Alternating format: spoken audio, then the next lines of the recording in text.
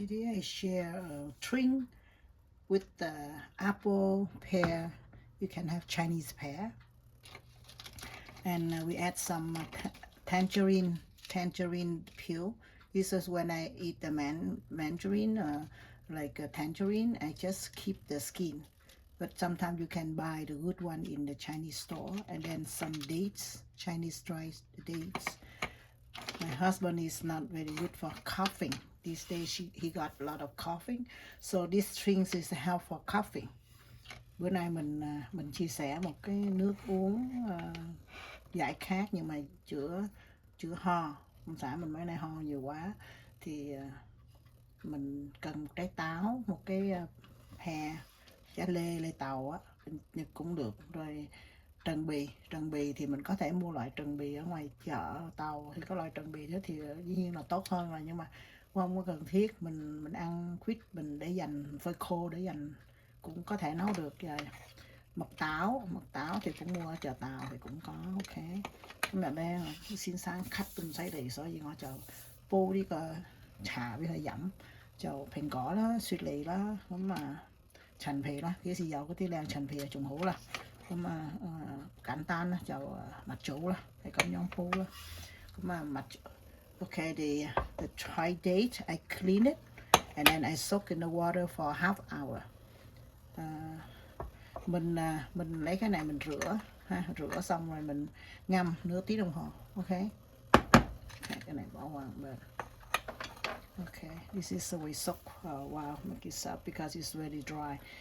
Mà họ rõ thì mặt chỗ đó sấy mà chầm sầm chi bún của chúng nó hổ đó, như vậy họ thì quẩn mày hổ nồi所以就即係話會焗煲唔透係咁樣簡單。咁你可以加好多嘢要加㗎，但係今日我係有咁多，所以我就係煲咁多。Some coughing stuff like this we have more stuff to put it in, but today I have just those, so I keep just cook a little bit for my husband. OK， 我先生今日太過咳，所以我就諗住煲啲茶俾佢飲。Sometimes we can make soup. We can add chicken or pork or whatever. Mình có thể nấu này làm canh ăn, mình có thể bỏ thịt vô hoặc là bỏ gà vô. OK， 我哋可以煲湯加，咁我哋可以加瘦肉啦嚇。OK， 咁呢度通常咧我將呢個係得2 lít啫。This one just for 2 lít. For this recipe you can cook for 3 lits. OK. Cái phần lượng này có thể nấu 3 lít cũng được. Mà đây cái nồi mình không muốn nấu nhiều quá, mình nấu 2 lít thôi ha. Rồi bây giờ thì mình cho nước sôi. Very easy. This one very easy. I put this 2 in.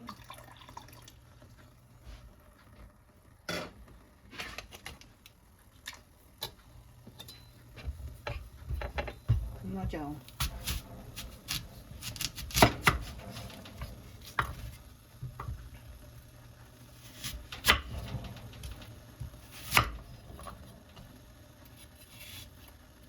không có lấy lõi nha. Đó.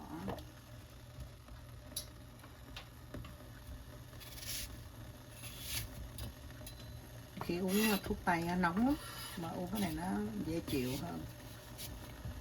Xin sang đi thì dặm cái cẩm mù mà dặm xây dựng nó họ làm gì thi所以咧我就諗住咁樣煲呢啲嘢可以冇熱氣得幫助。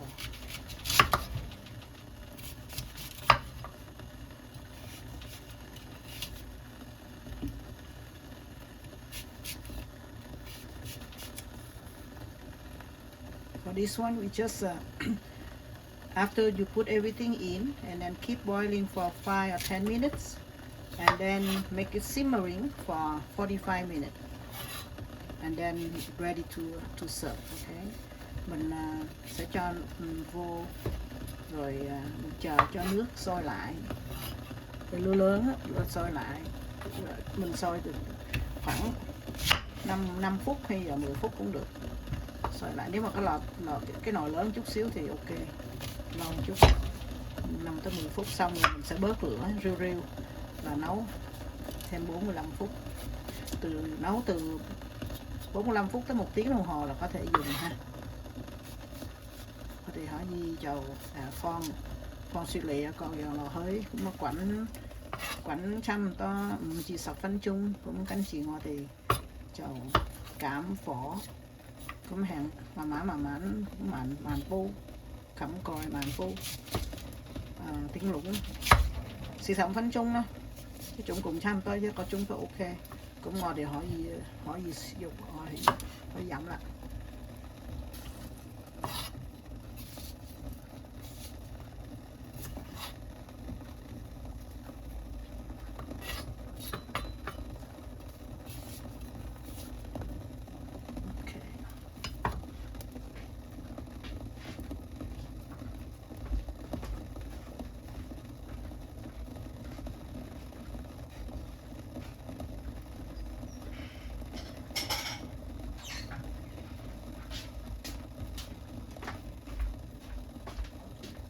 Okay, keep boiling for 5 minutes.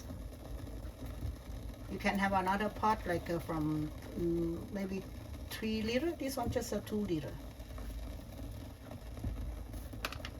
Because just the two of us, I don't want to make too much.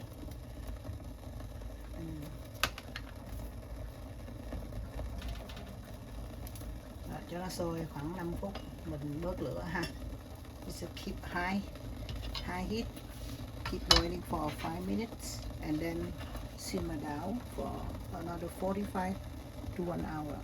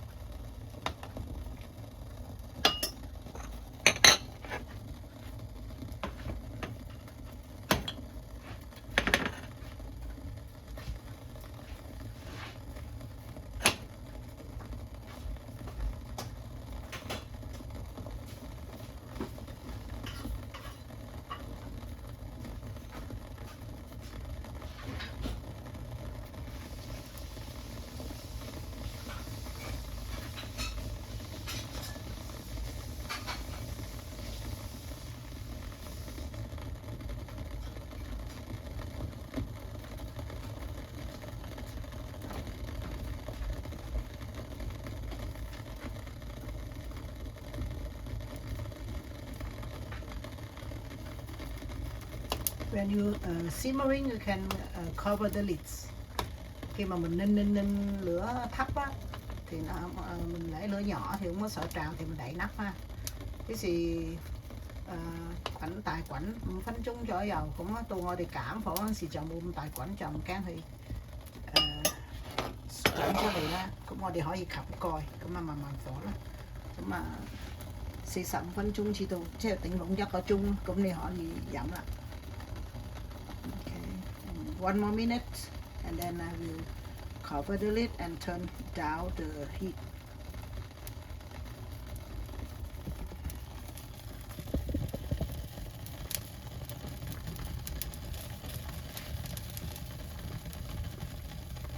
Mà lọt á mày quẩn nó thay còn bụng. Okay, now is keep boiling a little bit.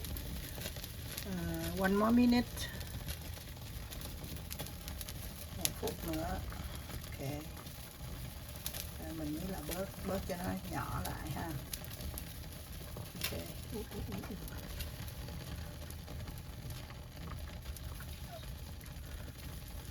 Vẫn có pu tại thì hủ đi. Can have a bigger pot is better, but I don't want to get the big one. This one, I love this pot I just bought. It's very nice, you know, and yeah, cool it down a little bit then. Okay, it's already 5 minutes. Okay, and then we turn down, very low heat. Rồi giờ mình ninh ha, lửa nhỏ, rất là nhỏ. And then just keep for 45 minutes, and then you can serve. Okay, that's how I share. Thank you. Bye bye.